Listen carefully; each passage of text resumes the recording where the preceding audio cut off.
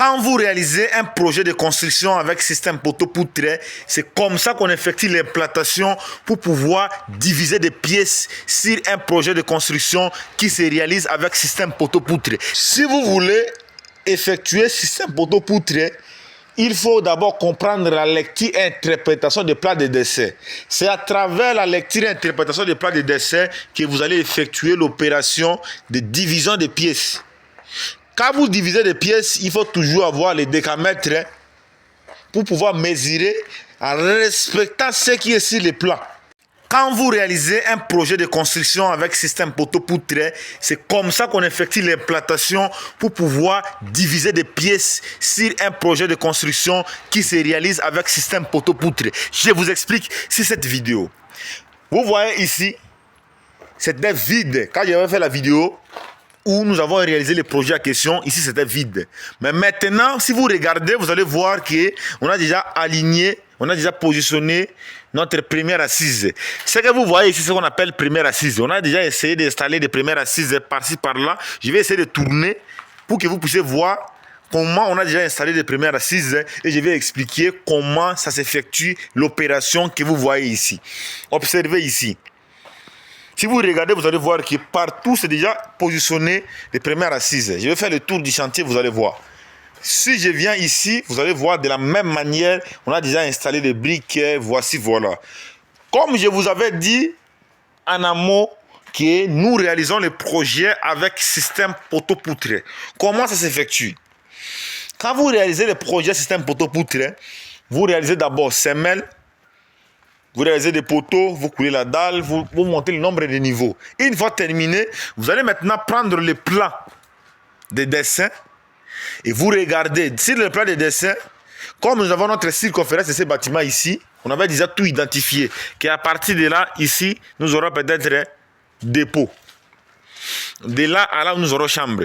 C'est à partir de ce plan de dessin que vous allez commencer maintenant par diviser les pièces. Pour pouvoir diviser les pièces, vous allez d'abord effectuer l'opération de métrage.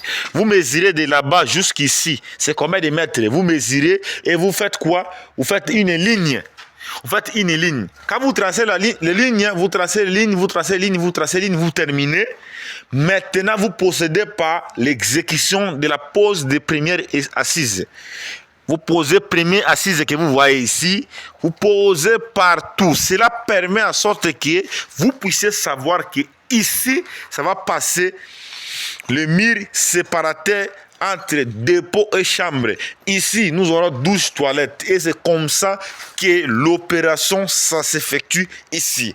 Présentement, ici, sur le projet, nous sommes en train d'effectuer maintenant le remplissage des murs. Cela veut dire quoi? On va élever le mur ici pour diviser.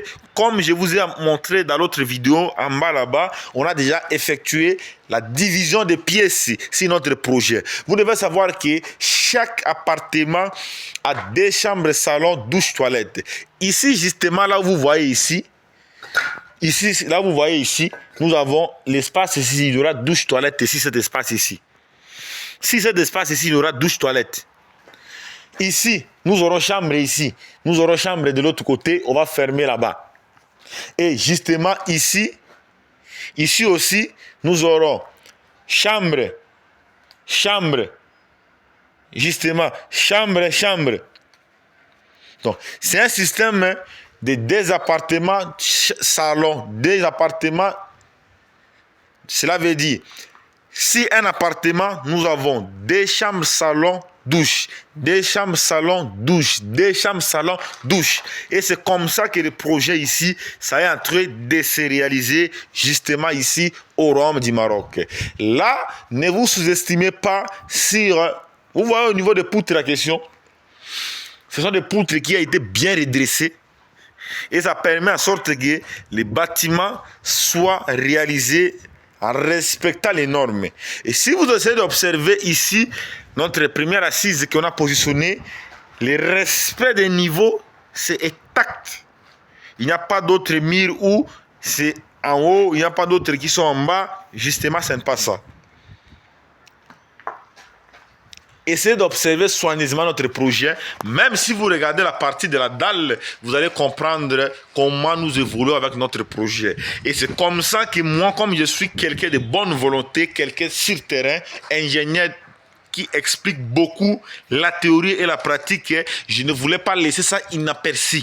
Je voulais quand même vous montrer comment nous évoluons avec ces projets de construction et vous montrer comment nous allons exécuter ces projets. Des techniques que nous appliquons ici sur ces projets de construction, c'est difficile que vous puissiez trouver ça de l'autre côté. C'est la raison pour laquelle de temps en temps je vous dis, suivez la vidéo jusqu'à la fin, c'est très important. Parce que les explications qui sortent sur la vidéo, si vous suivez la vidéo jusqu'à la fin, c'est là où vous allez mieux comprendre comment on a procédé pour pouvoir réaliser les projets. Parce que les projets ne se réalisent pas sous l'imagination, mais les projets, ça se réalise en respectant les normes. Essayez de regarder d'abord le plancher en question. Avec des poteaux qu'on a coulés ici. Pour savoir que le bâtiment n'est pas encore fini, mais c'est déjà réussi. Si vous voulez effectuer ce système poteau-poutre, il faut d'abord comprendre la lecture et interprétation des plans de dessin. C'est à travers la lecture et interprétation des plans de dessin que vous allez effectuer l'opération de division des pièces.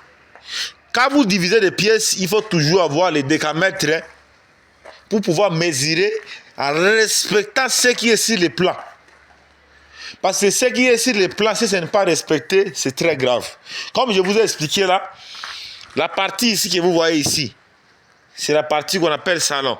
Cette partie, c'est la partie qu'on appelle salon. Ici, nous avons chambre, nous avons douche, toilette, nous avons chambre, nous avons chambre. Donc, l'appartement ici, c'est limité ici. Nous avons salon et 3 chambres salon. Même chose de l'autre côté. Nous avons ici, la partie que vous voyez ici, ça constitue directement salon pour cet appartement ici. Maintenant, ici, nous avons chambre, nous avons un petit dépôt là-bas, nous avons chambre, nous avons douche, toilette ici. Et là-bas, nous avons aussi chambre. Ici, nous avons chambre. Si je viens ici, nous avons couloir ici, même chose ici. Ici, justement, nous avons chambre. Ici, nous avons chambre. Et là-bas, nous avons chambre. Nous avons justement ici douche, toilette.